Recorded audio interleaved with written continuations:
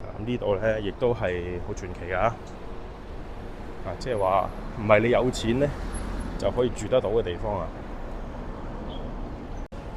好啦，各位觀眾朋友，下午好啊！時間嚟到3點34分，22度嘅廣州啊！好啦，今日喺邊呢？今日咧喺東風中路。嗱，東風中路嘅呢個位置咧，點講啊？呢個叫做時代中心啊！咁我哋見到外邊咧灰色圍蔽住嘅地方咧，要整地鐵啦。咁呢度如果咧後邊地鐵站挖咗起身之後咧，咁我哋而家見到嘅呢一條天橋咧，應該係會冇咗噶啦就會被取締啦。咁以後咧，我哋喺呢個位置應該咧就會多咗一個地鐵嘅出入口啊。呢個係13號線嘅第2期啊，一條咧貫穿住廣州中軸線嘅一條好重要嘅地鐵線路。OK， 今日咧喺呢一個東風中路咧，就想帶大家咧行一行啊，去一個地方。去一間叫做廣東省嘅文物總店睇下咧可唔可以上去睇一睇一啲目前喺民間可以出售嘅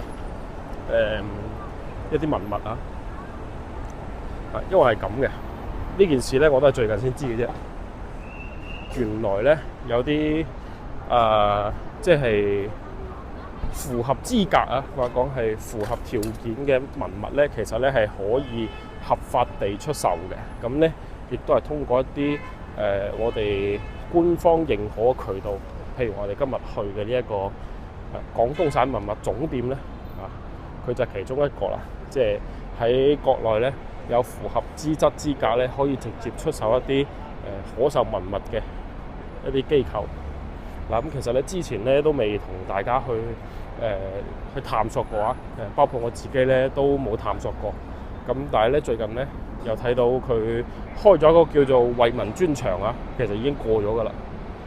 但係咧惠民專場咧上邊咧啲文物咧就真係好平。咁咧就即係講緊係200-300蚊、300-400蚊都可以攞得落嚟嘅。咁但係咧就錯過咗。咁最近咧見到佢又有一個新嘅場次不過咧呢個場次啲文物咧是否可以售賣啦，同埋價錢係幾多咧未知噶咁咧就淨係得3日啫。咁今日咧其中一日，所以咧我就見到佢發呢個消息之後咧，就諗住嗱嗱聲就帶大家一齊去睇睇。咁買就應該唔會買噶啦咁冇咁嘅雄厚嘅實力但係咧可以學習一下、參考一下亦都多一個見識嘛。咁其實佢喺邊度咧？唔係好遠嘅啫。唔知大家見唔見到前面呢一棟咧？呢一棟樓冇錯就係佢啦。呢一棟粵海大廈。行過去大概都係5到10分鐘嘅啫。就係我哋嘅目的地啦。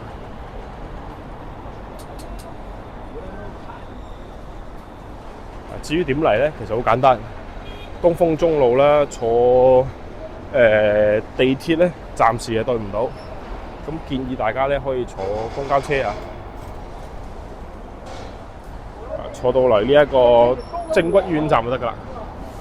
呢邊咧又拆緊啦。呢個拆咗之後咧，應該我講應該咧，會係一個地鐵站嚟嘅。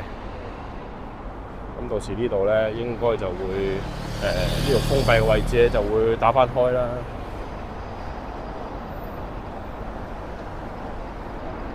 咁就方便翻市民嘅進出咯。因為其實咧，呢度原先如果屬廣州嘅觀眾咧，就會知道呢度原先咧有條橋直接咧扮過去對面馬路咁即係話呢一個德政北路嘅底咧，其實係同法政路接住嘅。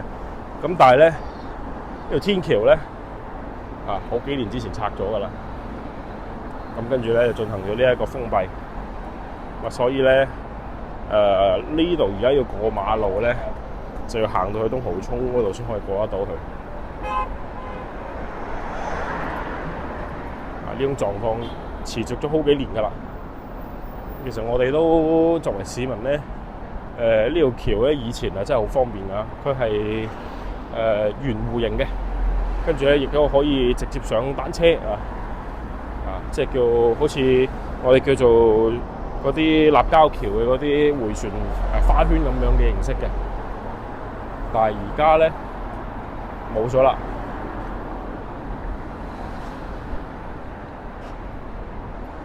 咁我哋行過馬路嘅方式咧，就有車跟一種咧，就係行到去前邊東濠涌高架隔離啊，有條天橋仔啊，可以過對面。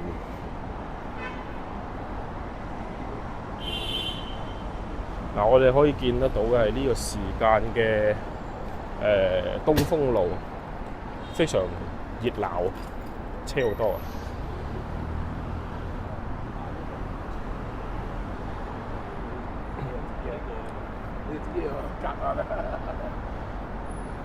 針對呢個啱先我哋所講啊，我哋去學習下睇下咧呢一個文物嚇。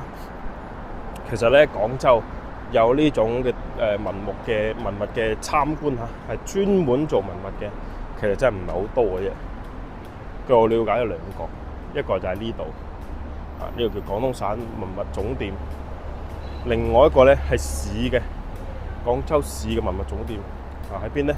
其實都好近啊，就係喺呢一個文德路嘅啫。但係咧我從來都冇入過去因為我覺得裏邊咧，要麼咧就係好唔接地氣嘅，即係話好貴嘅，睇下都睇唔起嗰啲啊。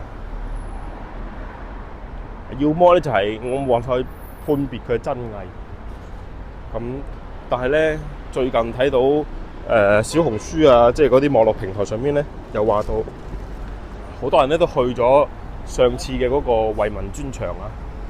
咁就話300-400蚊咧，其實會買到好多咧以前即係好細個嘅時候咧，喺阿爺阿嫲啊，或者係公公婆婆屋企咧見到嘅一啲老物件啊。雖然佢可能唔係好值錢啊，但係咧會有一個情懷啊，有個記憶喺裏邊。咁我覺得如果係200-300蚊咧，能夠買得到都算係比較好啊。因為好多嘢咧，可能就會隨住我哋搬屋咧，就好多都唔見咗啊，或者係掉咗啊，咁揾唔翻噶啦。所以咧，今次我哋抱住呢個學習心態咧，咁同大家行過睇睇花城啊，廣州幾靚啲花。一年四季我哋都係五光十色嘅，綠樹嘅成蔭嘅。講你唔信啊，已經過咗冬至㗎咯喎！哇，係啊，呢個大灣雞幾可愛一道亮麗嘅風景線。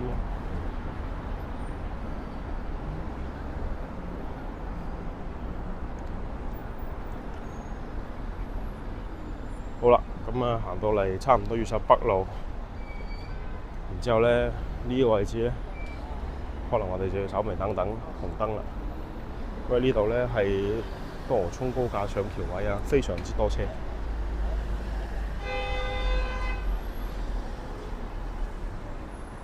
我哋嘅目的地係呢一棟粵海大廈。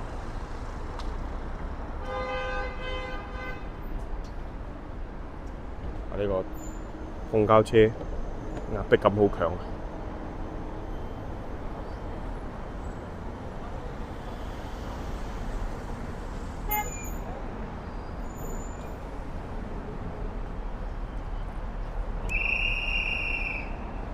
好啦，過得啦。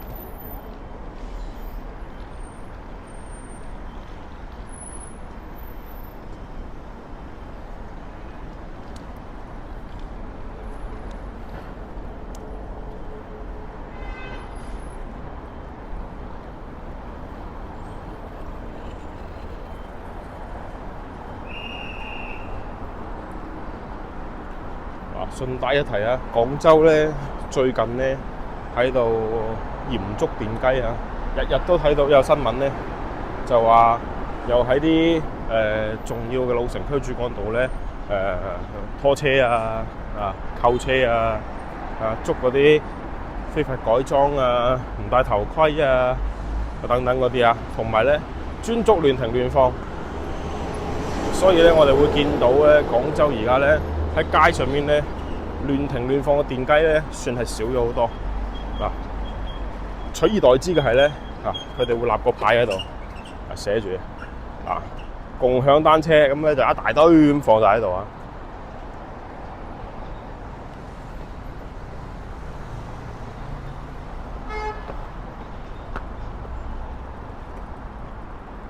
咁啊，確實咧喺呢件事上睇得出嚟，我哋嘅相關部門咧，終於係有呢一個行動啦，終於係付諸行動去整治電雞嘅亂放。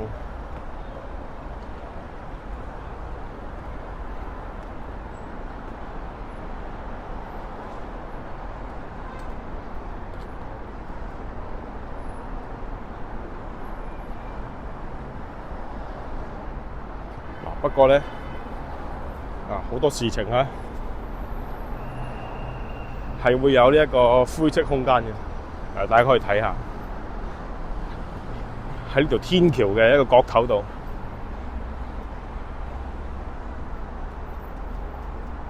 咁多人喺度放電雞，你話真係好笑好定係可悲咧唔知諗唔明白。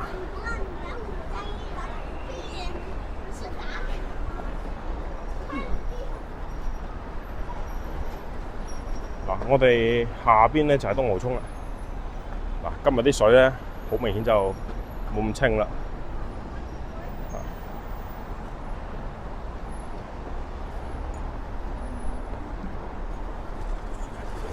之前咧15運嘅時候咧，日日喺度泵自來水啊，所以咧啲水好清。咁搞完啦呢個運動會，咁所以咧而家睇翻咧，又冇以前咁清嘞喎。到啦我哋去海集園大廈下邊呢一個廣東省文物總店。OK。咁今次嘅展出咧係喺4樓但係咧我唔確保佢會唔會俾我哋錄影所以咧我到時咧問一問上去問一問，然之後咧如果開錄影咧，咁我就錄俾大家睇啦。好啦，我哋而家先過去先。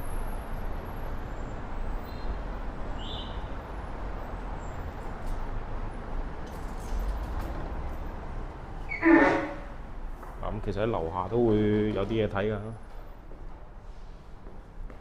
不過咧呢啲就唔係攞嚟買㗎啦。下邊呢啲可以買。我呢啲咧就其實睇起身咧就點講咧，唔識睇畢竟唔係呢方面嘅專家。我諗呢啲咧應該就未算係古董嘅。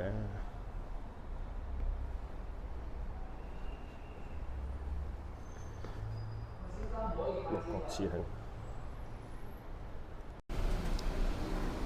點解話呢度唔係你有錢住得到咧？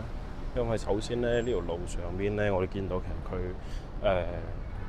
基本上都係一棟棟嘅小別墅咁先唔講價錢先啦可能要賣嘅話咧人哋都要你想買，人哋都要肯買先得。第二樣嘢咧就係好多咧係歷史建築，咁所以咧佢唔允許做任何嘅叫做點講我哋叫做只能修繕不能推倒重來即係佢基礎結構各方面咧，你唔可以喐佢嘅咁所以咧亦都係咁講並唔係話你有錢咧就可以去進行肆意妄為地去進行修改呢啲歷史房屋。嗱，好似我哋睇睇對面呢棟啦，我都唔需要行過去睇，我知道一定係有歷史建築標牌㗎啦，係嘛？咁呢啲咧又好大棟嘅，跟住咧房又夠晒多，但係咧亦都係屬於你有錢都買唔到嘅系列啊！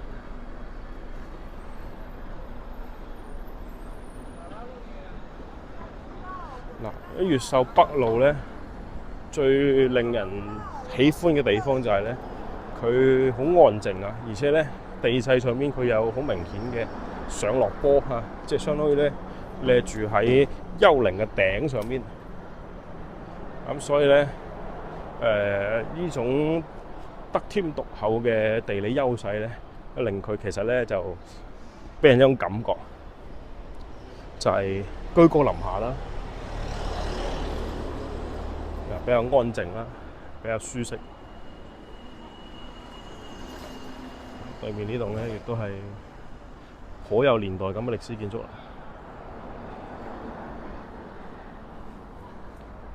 嗱，所以我話啦，呢啲全部都係一棟一棟咁樣嘅小別墅啊。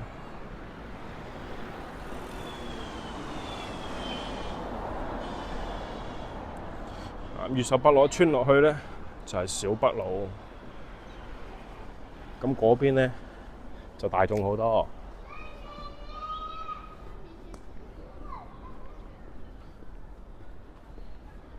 嗱，所以我哋見到其實你基本上即係我成日都會留意廣州嘅樓價啦，樓盤情況咧，甚少見到越秀北路放盤，真係好少。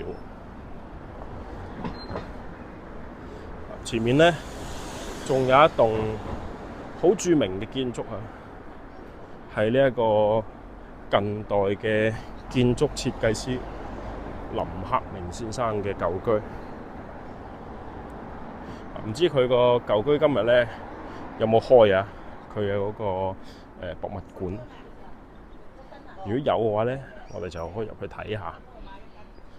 咁講起呢個林克明先生咧，就不得不提廣州咧有非常之多嘅一啲近現代作品咧，都係佢設計嘅，包括廣州火車站啦，舊嘅交易會啦等等嘅呢啲，我哋廣州人非常之熟知嘅一啲建築啊，特別廣州火車站咧，其實一度咧喺80、90年代咧，其實係屬於廣州嘅一個象徵式嘅建築物，以及係廣交會啦。嗱，呢度就係啦，林克明舊居陳列館，睇嚟今日冇開啊。嗱，呢棟建築其實佢自己本身都好靚。呢棟建築咧，佢1930年嘅時候咧，建成嘅，唔係應該係叫設計。35年嘅時候咧就落成，佢自己設計，非常之摩登又時尚啦。我哋見到其實佢有好多嘅唔同嘅元素啦，顏色嘅元素啦，圖形嘅元素啦。OK， 嗱，我哋可以睇睇。入唔到去啦，喺外邊簡單睇下都好嘅。而家咧就係一個博物館啦。其實我行過2次咧，佢都冇開啊，比較可惜。我哋從側邊又再睇一睇。窗花咧係波浪形，而且有一個圓弧形嘅飄台。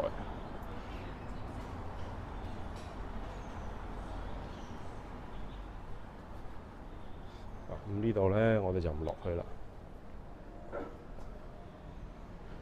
另外一邊咧，對住應該係東濠涌。等佢有機會咧開咗嘅時候咧，我再帶大家去睇下。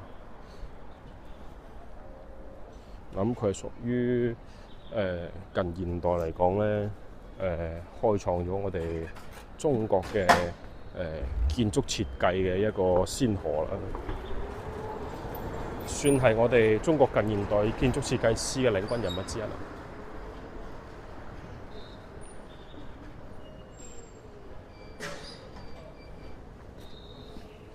咁你話喂，阿吳生，我哋左手邊呢度咪有商品樓咯咁。千祈唔好誤會啊！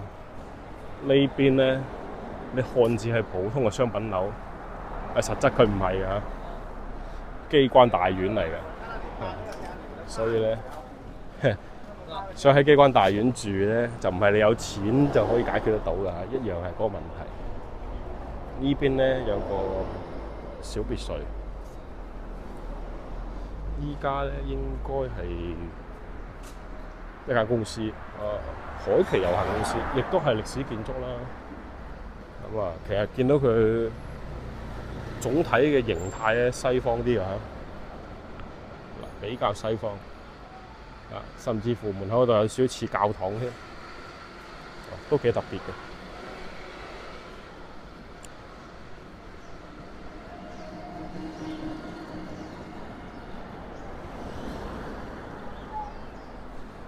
咁啊，所以咧簡簡單單行一行啦，再往落行咧，其實就去到呢一個小北路噶啦。咁啊，如我所說咧，小北路咁肯定唔一樣啦。小北路咧就我哋市民啦住得多嚇。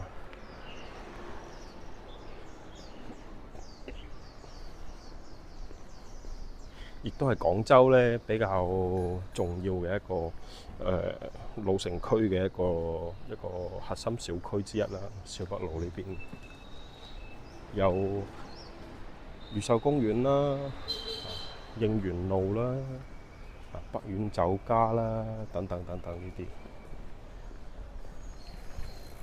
我哋都非常之熟悉嘅地方。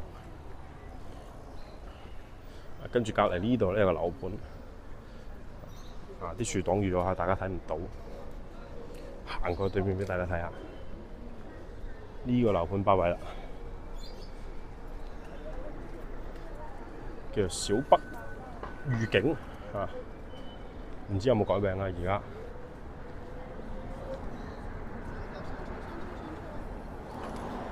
我哋過咗馬路先。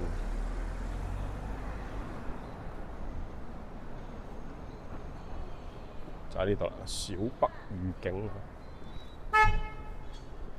屬於珠江物業。咁佢就有個越秀賓館啦，喺前面，就幾棟樓啦咁以前樓下咧，係有一個叫做盒馬先生啊，有個超市，但係咧，真係非常遺憾地咧，佢就執咗。小北一會主入口冇錯啦，就係而家呢個黃金地段招租呢度。以前咧係一間盒馬超市，都幾好啊，好方便啊。但係咧，可能係呢邊嘅消費咧未支撐得起啊，或者講大家咧都係鍾意去市場買餸，所以咧其實廣州人咧好奇怪嘅，消費習慣一旦形成咗咧，佢就好頑固，好難咧去改變佢。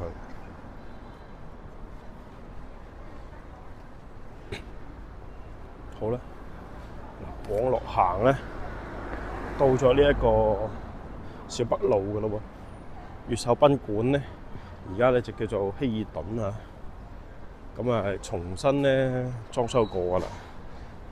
越秀賓館得個名嘅啫，咁咧實際上咧佢而家咧就唔再係越秀賓館啦，佢係希爾頓嚟嘅。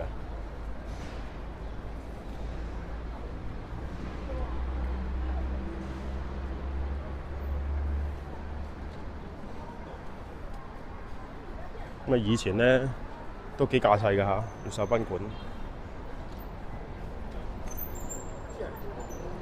不過而家嚟咁睇咧，佢喺老城區嘅地位嚟講都唔差，都算係可以。即係都算係一間重新翻新過、重新開業過嘅新嘅賓館嚇，新嘅酒店。只不過咧，佢就已經唔再係以前嘅越秀賓館啦。好啦，嗱，今日咧由呢一個東風中啊，越秀北啊，行到嚟小北路啦。唔知大家咧覺得點？咁總結嚟講咧，就係話廣州咧，其實好多地方咧都好有趣啊，包括係咧我哋啱先所講嘅廣東省文物總店咧。咁其實咧，你撞啱時間，有啲老嘅文物嚇，其實都係有機會上手玩嘅。呢個咧其實我未見過啊，因為我都行咗幾多唔同嘅城市，有好多博物館咧可以睇，但係咧你摸係摸唔到嘅。好啦，嗱，咁今日我哋視頻咧先睇住咁多先，下期咧我哋咧仲會有更加精彩嘅視頻啦。咁咧希望大家唔好錯過，一定要點個訂閱，鍾意我視頻咧，亦都可以點個 like 之後咧轉發俾更多人。好，咁我哋下期再帶大家去睇廣州新面貌啦。我哋今期係咁先，拜拜。